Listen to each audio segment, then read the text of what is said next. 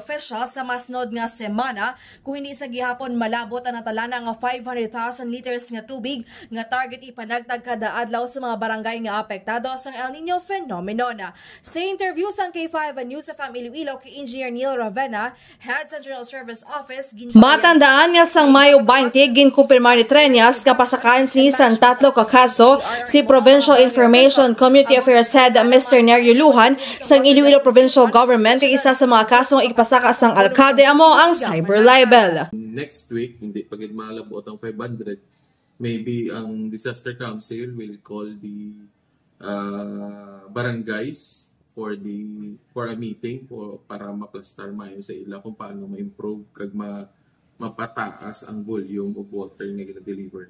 Nahibaluan nga base sa monitoring sang syudad, nagadangat lamang sa masobra 200,000 liters sang tubig ang ma-distribute sang syudad bangod sa kakulangan sang tangke sa kada barangay.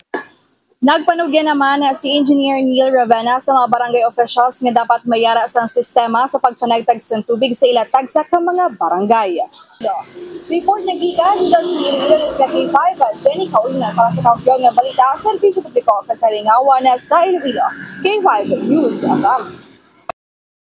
Ang ining balita ang ginadulong sa inyo sang DTX Coffee Mix. Himo sa natural nga sangka pareho sang amarkuso, chia seeds, sugared cane extract powder. DTX Coffee Mix. Nakakapi ka na, naka-detox ka pa. DTX Coffee Mix. Mabakal sa mga butika.